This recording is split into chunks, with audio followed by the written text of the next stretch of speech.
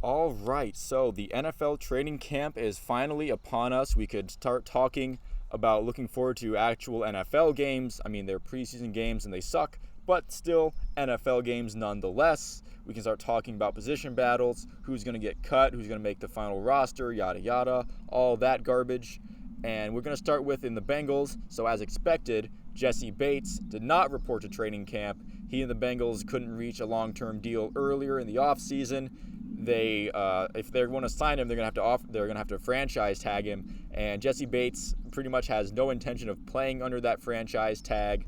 He isn't showing up to training camp.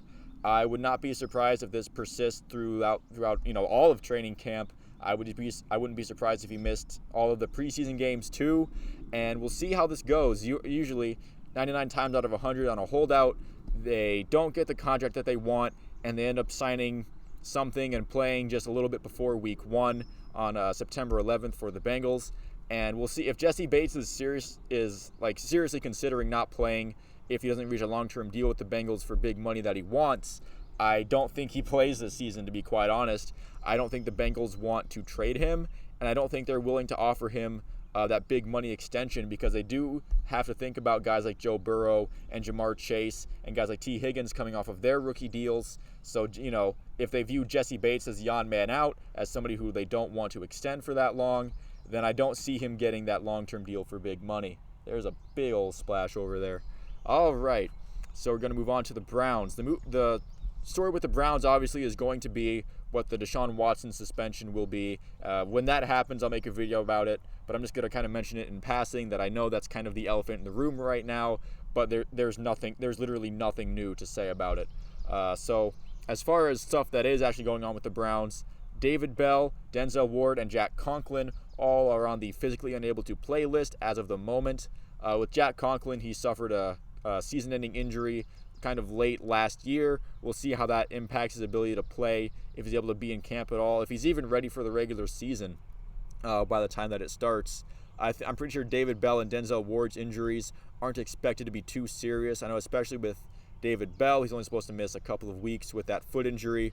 Although I don't want to see something like that happen with Anthony Schwartz last year, where he missed a good chunk of the offseason stuff. And you could kind of tell that in the early season he was a kind of a step behind.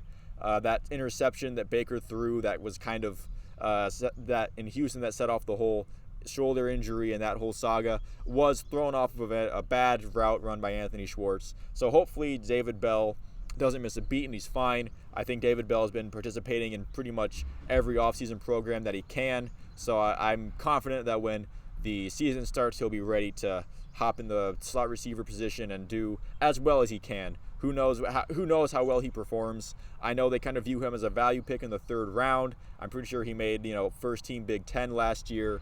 But, high expectations for a 3rd round pick sometimes can blow back on your face. Sheldon Day and Anthony Walker are on the active/non-football injury list, and Javon Wims on the active/non-football illness list to start training camp. Again, I don't believe any of those injuries are anything serious, just some precautions. You don't want to, get guys out there who are injured and maybe aggravate that injury even more, cause any more strain. You just kind of want to keep that all nice and chill. So hopefully the Browns are ready to go by week 1. I mean, while the training camp and preseason games and stuff are cool, I just kind of want to see the best roster for the Browns in the regular season for week 1 when the games start to matter. If that means sitting out guys like a few weeks to get healthy and stuff, then that's fine by me. And I did want to go over something that I found pretty humorous about Kyler Murray's contract that, blew up the internet yesterday. Kyler Murray has a homework clause that was written into his contract, essentially saying that he has to do 4 hours of independent film study per week, to study some film.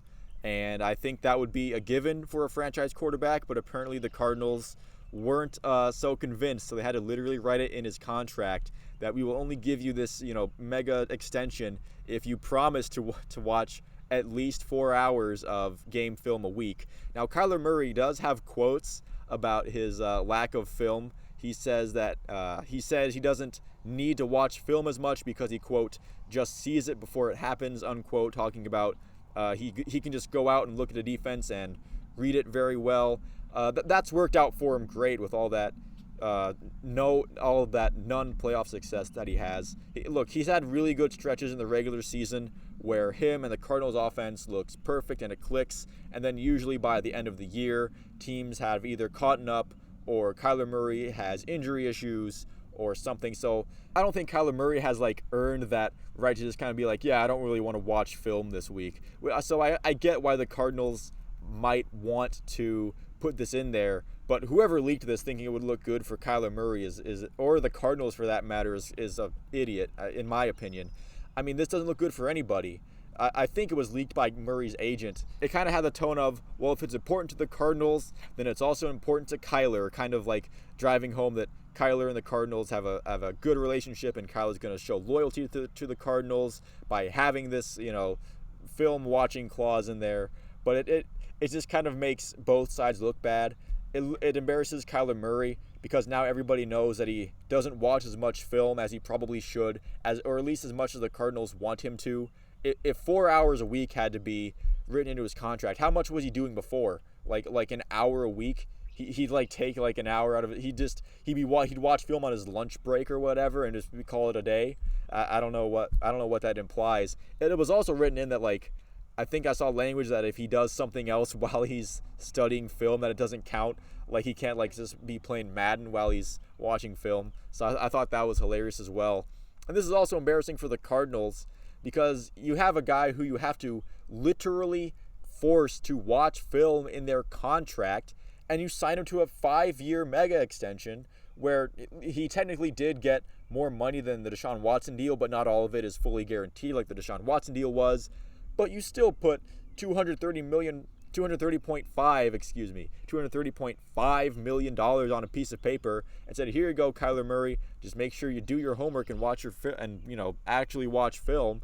It's a little embarrassing for both sides. If you feel like you need to like work harder to get all the things you want to deserve, and if you want to, if you feel like you have to like put your nose to the grindstone a little bit harder, I think you're just in the wrong situation, honestly, because if Kyler Murray can sign this deal while apparently not studying nearly enough film, then you could probably do less work and get more money if you just went somewhere else and convinced some idiot to pay you a bunch of money for it. If you made it to the end of the video, thank you very much for watching. If you liked it and you would like to see more, please feel free to like and subscribe. Let me know what you think in the comments as well. Thank you again for watching, and I'll see you at the next one.